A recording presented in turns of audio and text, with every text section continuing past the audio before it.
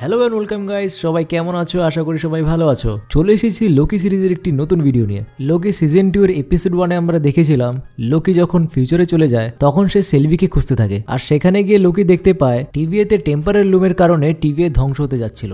আর তখনই সে সেলভিকে লিফটে দেখতে পায়, কিন্তু তখনই কেউ পিছন থেকে এসে লোকিকে আবার টেম্পারেল লুমে পাঠিয়ে দেয়, আর সে টিভিএ ব্লাস্ট ডোর বন্ধ হওয়ার আগেই মবিয়াস এর সাথে ভেতরে ঢুকে পড়ে। এরপর এপিসোড 2 এর শুরুতেই লোকি মবিয়াস এর সাথে সেলভিকে খুঁজতে একটি শাখায় চলে আসে, কিন্তু এখানে সেলভি 1982 সালের শাখাতে রয়েছে, কিন্তু এরা 1977 সালে চলে আসে। বাট এখানে মবিয়াস এর অ্যানালিসিস এর অনুযায়ী X5 এর কাছে যে টেম্পারটা ছিল সেটার লোকেশন 1977 এ দেখাচ্ছিল, বাট মবিয়াস আর লোকির জেনারেল ডগস আর X5 এর কোনো খবর ছিল না। তখনই আমরা সেখানে দেখতে পাই X5 কে, মানে ব্র্যাড উলফকে, যে এই সময় শাখাতে একজন অ্যাক্টরের জীবনযাপন করছিল।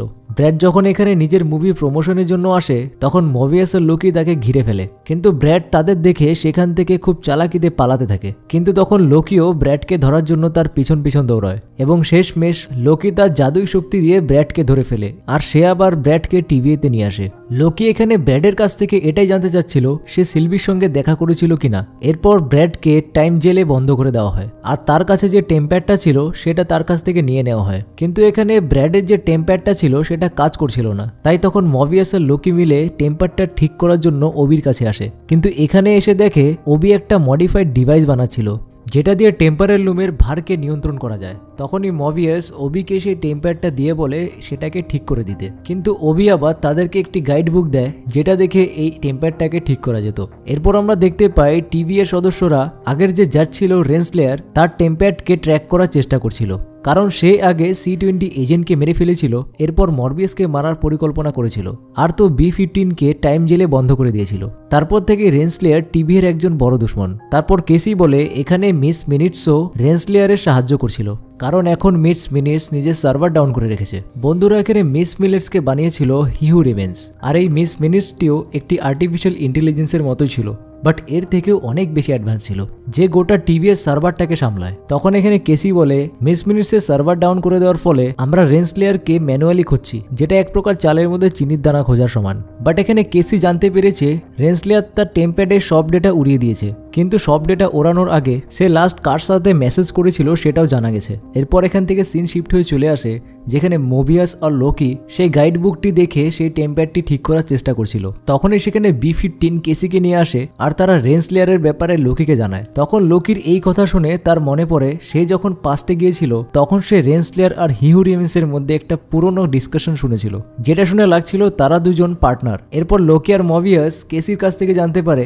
ব্র্যাডের কাছে যে টেম্পারটি ছিল সেটা টিভি এর ট্র্যাকিং বন্ধ করতে পারে না। তারপর তারা এর পিছনে কি সত্যিটা আছে সেটা জানার জন্য আবার ব্র্যাডের কাছে চলে আসে, কিন্তু যখন তারা ব্র্যাডকে প্রশ্ন করছিল তখন ব্র্যাড তাদের কথার উত্তরই দিচ্ছিল না, উল্টা তো তাদের সাথে মাইন্ড গেম খেলছিল, আর সে বারবার তার টপিককে এদিক ওদিক ঘুরিয়ে কথা বলছিল।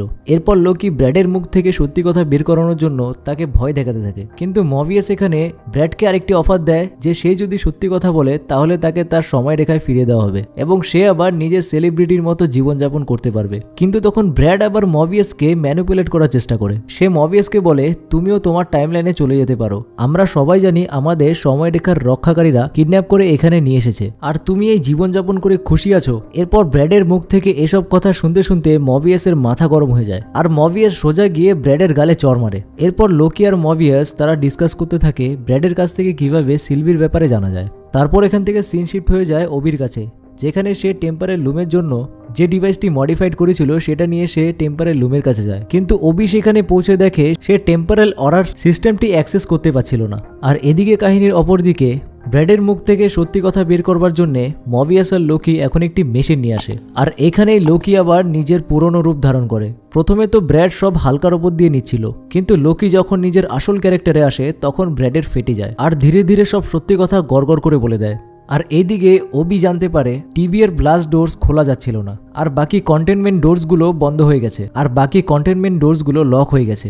আর এই কন্টেনমেন্ট ডোরসগুলোকে যে প্রথমে ডিজাইন করেছিল সেই তার টেম্পোরাল অরার লাইভ স্ক্যানার দিয়ে খুলতে পারবে, আর সে ছিল হিউ রিভেন্স, যে এখন মারা গেছে। আর এখন তো মিস মিনিটসও নেই যে লককে ওভার রিঅ্যাক্ট করতে পারবে।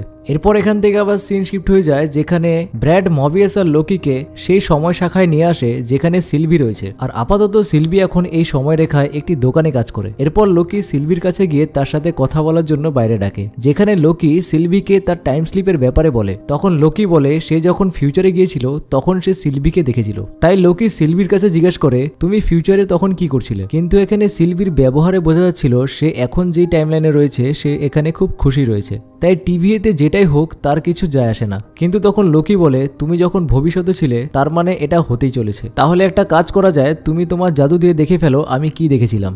কিন্তু তখন সিলভি বলে আমার কোনো প্রয়োজনই নেই দেখার, কারণ আমি এইসব ভেজালে আর জড়াতে চাই না। কিন্তু তখন লোকি বলে যদি হি হু রিমেন্সের কথা সত্যি হয়ে থাকে তাহলে টিবিএস এর দ্বারা এই কায়নাতকে বাঁচানো যাবে, আর যদি টিবিআই না থাকে তাহলে সব সময় রেখার সবকিছু ধ্বংস হয়ে যাবে। কারণ একবার টেম্পারের লুম যদি ব্লাস্ট হয়ে যায় তাহলে এই টেম্পারের লুমে যত শাখা রয়েছে সেগুলো ধ্বংস হয়ে যাবে, আর তার সাথে সাথে এই শাখাতে যারা যারা রয়েছে তারাও মারা যাবে। বাট তখনই সেখানে ব্র্যাড চলে আসে আর সিলভিকে বোঝাতে থাকে। তখনই সিলভি তার জাদু দিয়ে ব্র্যাডের দিমাগ পড়ে ফেলে, যেখানে সিলভি ক্লিয়ারলি দেখতে পারে জেনারেল ডগস আর তার আর্মি টাইম ডোজ দিয়ে বিভিন্ন শাখাতে গিয়ে বোম দিয়ে শাখাগুলিকে নষ্ট করে দিচ্ছিল। তারপর এটা দেখার পর সিলভি, মবিয়াস আর লোকি ডগসকে আটকানোর জন্য চলে আসে। তারা এসে দেখে তারা এখন পর্যন্ত 30%-এরও বেশি টেম্পারেল লোমের যে শাখাগুলো রয়েছে সেগুলোকে ধ্বংস করে ফেলেছে, আর এই কাজের কারণে কোটি কোটি মানুষ মারা গেছে। এরপর সিলভি আর লোকি তাদেরকে আটকাতে যায় আর এক এক করে সবাইকে মারতে থাকে। এরপর সিলভি আর লোকি তাদের জাদু দিয়ে সবাইকে এক ঝটকায় খতম করে দেয় আর জেনারেল ডগসকে বন্দি বানিয়ে টিভিতে পাঠিয়ে দেয়। এরপর তারা সবাই টিভিতে চলে আসে, কিন্তু এতক্ষণে সব অনেক দেরি হয়ে গেছিল। তারা সবাই টিভি স্ক্রিনে দেখতে পাচ্ছিল